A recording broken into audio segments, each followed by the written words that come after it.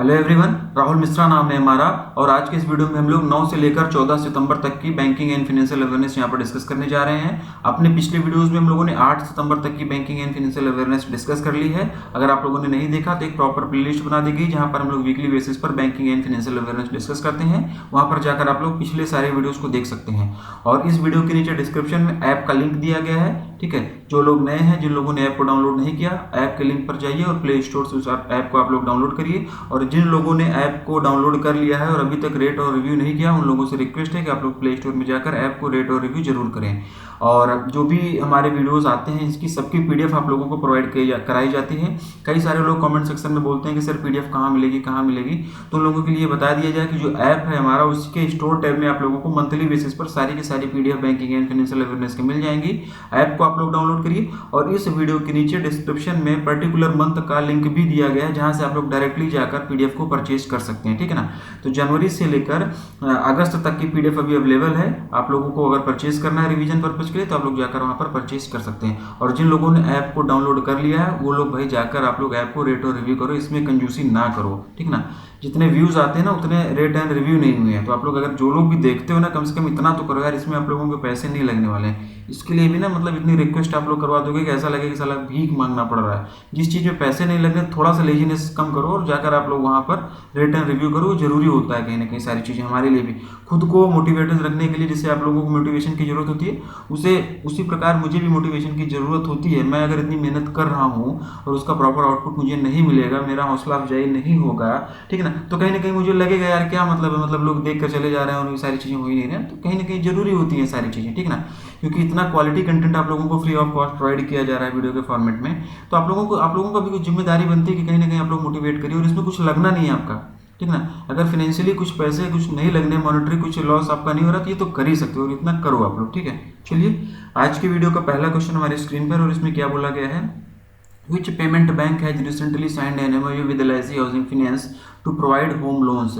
हाल ही में किस payment bank ने होम लोन प्रदान करने के लिए LIC हाउसिंग फाइनेंस के साथ में एक समझौता ज्ञापन पर हस्ताक्षर किए हैं? ये इस क्वेश्चन में पूछा गया है। और इसका जो आंसर हो जाएगा India post payment bank, option number ए। ठीक है, ऑप्शन नंबर ए, इंडिया पोस्ट पेमेंट बैंक इसका आंसर हो जाएगा। ठीक है ना। और सीधे वन लाइनर क्वेश्चन, इसमें बहुत ज़्यादा डीप में जाने की जरूरत नहीं। इसमें पूछा क्या गया है, which payment bank has recently signed an MOU with LIC housing finance to provide home loans? Home loan प्रदान करने के लिए LIC हाउसिंग फाइनेंस के साथ में कौन सी पेमेंट बैंक ने एक MOU साइन किया? सीधे सीधे उसका आंसर लगाओ, इंडिया पोस्ट पेमेंट बैंक। अब इंडिया पोस्ट पेमेंट बैंक की बात हो रही है, तो इसका हेडक्वार्टर कहाँ पर हो जाएगा? न्यू दिल्ली। ठीक है, नई दिल्ली में जो है इसका हेडक्वार्टर हो जाएगा। इसके टैगलाइन की अगर हम लोग बात करेंगे, तो आपका बैंक आपके द्वारा इसकी टैगलाइन हो जाएगी वेंकट राम ज्योति। ठीक ना, वेंकट राम जयंती। ठीक ना, वेंकट राम जयंती जो है वो इसके MD और CEO हो जाएंगे। ये बात हो गई किसकी? इंडिया पोस्ट पेमेंट बैंक की। बाकी और भी जो पोस्ट पेमेंट बैंक दी गई और जो भी ये पेमेंट बैंक दी गई हैं, इनका सबका हेडक्वार्टर एटलीस्ट आप लोगों को पता होना चाहिए। ठीक ना। और यहाँ पर बात हुई है LIC HFL की, LIC हाउसिंग फाइनेंस लिमिटेड की बात हुई है। तो LIC HFL का हेडक्वार्टर कहाँ पर हो जाएगा? मुंबई महाराष्ट्र में इसका हेडक्वार्टर हो जाएगा। और इसकी टैगलाइन हो जाएगी वेयर ड्रीम्स कम होम। फिर से सुन लो आप लोग, वेयर ड्रीम्स कम होम, ये इसकी टैगलाइन हो जाएगी। और अगर हम लोग MD और CEO की बात करेंगे, तो वाई विश्वनाथ गौड़ जो है वो LIC HFL के MD और CEO हो जाएंगे। Next, name the RuPay based API platform which was recently launched by the National Payments Corporation of India in collaboration with Fiserv to boost credit card based products in India। RuPay आधारित API platform का नाम बताइए। उस रुपे आधारित API platform का नाम बताइए जिसे हाल ही में भारत में क्रेडिट कार्ड आधारित उत्पादों को बढ़ावा देने के लिए फिसर्व के सहयोग से भारतीय राष्ट्रीय भुगतान निगम के द्वारा लॉन्च किया गया है। ठीक है, ये इसमें पूछा गया है। और इसका जो हो जाएगा ऑप्शन नंबर सी, YNFINI। कुछ भी किसी भी तरीके से आप लोग इसको प्रोनाउंसिएट कर सकते हो, YNFINI कर सकते हो, YNFINI कर सकते हो, YNFINI कर सकते हो, कुछ भी कर सकते हो। ठीक ना, जो भी आप लोग जिस तरीके से प्रोनाउंसिएट करना चाहो उस तरीके से कर लो। ऑप्शन नंबर सी इसका आंसर होगा। ठीक, NPCI और फिसर्व ने इंडिया में क्रेडिट कार्ड बेस्ड प्रोडक्ट को बढ़ावा देने के लिए RuPay based API platform YNFINI या YNFINI को लॉन्च किया हुआ है अभी हाल ही में। यहाँ पर बात किसकी हुई है? NPCI की भी बात हुई है। ठीक ना, NPCI की यहाँ पर बात हुई है। तो NPCI का हेडक्वार्टर कहाँ पर हो जाएगा? मुंबई महाराष्ट्र में हो जाएगा। कहाँ पर होगा? मुंबई महाराष्ट्र में इसका हेडक्वार्टर हो जाएगा। इस्टेब्लिशमेंट ईयर की अगर हम लोग बात करेंगे तो 2008 में इसकी स्थापना हुई थी। MD और CEO की अगर हम लोग बात करेंगे NPCI की, तो दिलीप एस बे, ये इसके MD और CEO हो जाएंगे। ठीक है, तो कुल मिलाकर ऑप्शन नंबर सी इसका आंसर होगा। नेक्स्ट देखेंगे, which small finance bank has recently signed an agreement to provide payments gateway service for the Namma Shaale Nanna कोडुगे। और इसका ये साउथ की कोई लैंग्वेज है, ठीक है ना, और इसका जो इंग्लिश में मतलब हो जाएगा माई स्कूल माई कंट्रीब्यूशन, ठीक है ना, program for the Karnataka government, Karnataka की लैंग्वेज है ये, ठीक है ना। तो किस लघु वित्त बैंक ने हाल ही में कर्नाटक सरकार के नम्मा साले नन्ना कोगुडे यानी कि माई स्कूल माई कंट्रीब्यूशन कार्यक्रम के लिए भुगतान गेटवे सेवा प्रदान करने के लिए एक समझौते पर हस्ताक्षर किया है, ठीक है ना। किस लघु वित्त बैंक के द्वारा ये पेमेंट गेटवे प्रोवाइड करने के लिए एक एमओयू पर साइन किया गया। तो इसका जो आंसर हो जाएगा जन small finance bank, option number ए, ठीक है, ऑप्शन नंबर ए जन स्मॉल फाइनेंस बैंक इसका आंसर होगा। सीधे सीधे वन लाइनर क्वेश्चन, इसमें भी बहुत ज़्यादा डीप में जाने की जरूरत नहीं, सीधे पढ़ो और आगे बढ़ो। कर्नाटका गवर्नमेंट का ये प्रोग्राम है और इसमें बहुत ज़्यादा डीप में जाने की जरूरत नहीं कि इस प्रोग्राम में क्या होगा कैसे क्या होगा, बस क्वेश्चन पढ़ो और कौन सी फिनेंस स्मॉल फाइनेंस बैंक ने एक एमओयू साइन किया होगा ये जानो। तो जन स्मॉल फाइनेंस बैंक इसका आंसर होगा। और जन स्मॉल फाइनेंस बैंक के एमडी और सीईओ की अगर हम लोग बात करेंगे तो अजय कंवल, ठीक है ना, अजय कंवल जी जो है वो इसके एमडी और सीईओ हो जाएंगे। इस्टेब्लिशमेंट ईयर इसका भी 2008 में हो जाएगा, ठीक है। और अगर हम लोग इसके हेडक्वार्टर की बात करेंगे तो बेंगलुरु कर्नाटका में इसका हेडक्वार्टर हो जाएगा। टैगलाइन की अगर हम लोग बात करेंगे जन स्मॉल फाइनेंस बैंक की, तो पैसे की कदर ये इसकी टैगलाइन हो जाएगी, वैल्यू फॉर मनी ये इसकी टैगलाइन हो जाएगी, ठीक। तो जन स्मॉल फाइनेंस बैंक के बारे में सारी चीज़ें आप लोगों को बता दी गई। और बाकी और भी जो स्मॉल फाइनेंस बैंक दी गई हैं एटलीस्ट इनका हेडक्वार्टर आपको पता होगा, ऐसी मैं उम्मीद करता हूँ। नेक्स्ट देखते हैं, who has recently signed a multi-year brand partnership with Tata AIA Life Insurance for promoting health and wellness among policy holders। हाल ही में किसने पॉलिसी धारकों के बीच स्वास्थ्य और कल्याण को बढ़ावा देने के लिए टाटा AIA लाइफ इंश्योरेंस के साथ में एक बहुवर्षीय ब्रांड साझेदारी पर हस्ताक्षर किए हैं। तो इसका जो आंसर होगा Neeraj Chopra, option number B, ठीक है ना, option number B Neeraj Chopra. Neeraj Chopra ji अभी इस समय किसी भी पहचान के मोहताज नहीं है। टोक्यो ओलंपिक में गोल्ड मेडलिस्ट हैं ये, जेवलिन थ्रो में इन्हें गोल्ड मेडल मिला हुआ है, ठीक है ना। तो इसका जो आंसर होगा नीरज चोपड़ा हो जाएगा। Who has been appointed as the managing director of export import bank of India, EXIM bank, भारतीय निर्यात आयात बैंक एग्जिम बैंक के प्रबंध निदेशक के रूप में किसे हाल ही में नियुक्त किया गया है, ये इसमें पूछा गया है। और इसका जो आंसर होगा Harsha Bhupendra Bangari, option number A, Harsha Bhupendra Bangari, option number A इसका आंसर हो जाएगा। हर्षा जी ने जो है डेविड रॉसकीना जी को रिप्लेस किया हुआ है और डेविड रॉसकीना जी का कार्यकाल जो है मई 2021 में खत्म हो गया, तो उसके बाद में ये पद खाली चल रहा था और अभी हर्षा भूपेंद्र बांगरी जी को एग्जिम बैंक का नया मैनेजिंग डायरेक्टर अपॉइंट किया गया है, ठीक है ना। 8 सितंबर को हर्षा बांगरी जी ने ये अपना कार्यकाल ज्वाइन कर लिया और इनका कार्यकाल जो है हर्षा जी का अगले 3 सालों के लिए रहेगा। अगले 3 सालों के लिए ये एग्जिम बैंक के एमडी के रूप में ये काम करेंगे, ठीक ना। और इससे पहले ये हर्षा जी जो है वो एग्जिम बैंक में ही डिप्टी मैनेजिंग डायरेक्टर के रूप में काम कर रही थी। हर्षा भूपेंद्र बांगरी जी इससे पहले यानी कि एमडी के रूप में ज्वाइन करने से पहले एग्जिम बैंक में ही ये एग्जिम बैंक के डिप्टी मैनेजिंग डायरेक्टर के रूप में काम कर रही थी। यहाँ पर बात एग्जिम बैंक की हो रही है तो एग्जिम बैंक का हेडक्वार्टर मुंबई महाराष्ट्र में होगा। कहाँ पर होगा? मुंबई महाराष्ट्र में। इस्टेब्लिशमेंट ईयर की अगर हम लोग बात करेंगे तो 1982 में इसका इस्टेब्लिशमेंट ईयर हो जाएगा, ठीक। तो ऑप्शन नंबर इसका आंसर हो जाएगा Harsha Bhupendra Bangari. V Vaidyanathan has been reappointed by RBI as the MD and CEO of which bank. V Vaidyanathan को आरबीआई द्वारा किस बैंक के एमडी और सीईओ के रूप में फिर से नियुक्त किया गया है, ये इसमें पूछा गया है। IDFC first bank, option number C इसका आंसर होगा, ठीक है। IDFC first bank, option number C इसका आंसर हो जाएगा। अगले 3 सालों तक के लिए इनका कार्यकाल बढ़ा दिया गया है। अब इनका कार्यकाल जो है वो 18 दिसंबर 2024 तक रहेगा। 18 दिसंबर 2024 तक ये जो है V Vaidyanathan ji IDFC first bank के एमडी और सीईओ के रूप में काम करेंगे। आरबीआई के द्वारा इनका कार्यकाल अभी हाल ही में बढ़ा दिया गया। और आईडीएफसी फर्स्ट बैंक के हेडक्वार्टर की बात करेंगे तो मुंबई महाराष्ट्र में इसका हेडक्वार्टर हो जाएगा। 2015 में इसका एस्टेब्लिशमेंट ईयर हो जाएगा, ठीक है ना। एमडी और सीईओ को क्वेश्चन में बता ही दिया गया है कि वी वैद्यनाथन जो है इसके एमडी और सीईओ हो जाएंगे। South Indian bank has recently launched SIB one card credit card in partnership with which company. South Indian bank ने हाल ही में किस कंपनी के साथ साझेदारी में SIB one card credit card launch किया हुआ है। जिसका जो आंसर होगा वन कार्ड, ऑप्शन नंबर ए। बस सीधे वन लाइनर क्वेश्चन है, पढ़ना है और आगे बढ़ना है, ठीक है ना। इससे ज़्यादा और इसमें कुछ भी पढ़ने की जरूरत नहीं है। साउथ इंडियन बैंक की बात हुई तो इसके बारे में थोड़ा सा जान लेते हैं। साउथ इंडियन बैंक का हेडक्वार्टर थिरुसूर केरला में हो जाएगा। और इसकी टैगलाइन की अगर हम लोग बात करेंगे तो एक्सपीरियंस नेक्स्ट जनरेशन बैंकिंग। फिर से सुन लो साउथ इंडियन बैंक की tagline, experience next generation banking इसकी टैगलाइन हो जाएगी।